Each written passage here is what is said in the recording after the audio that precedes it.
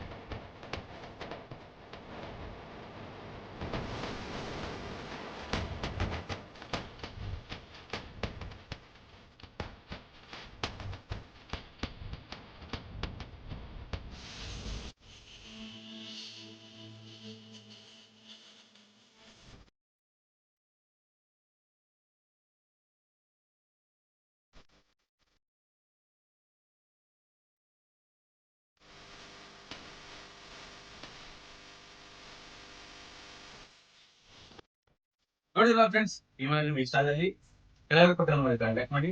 ಹೆಚ್ಚಿನ ಮಾಹಿತಿಯಾಗಿ ನಮ್ಮ ಪೇಜ್ನ ಶೇರ್ ಮಾಡಿ, ಫಾಲೋ ಮಾಡಿ.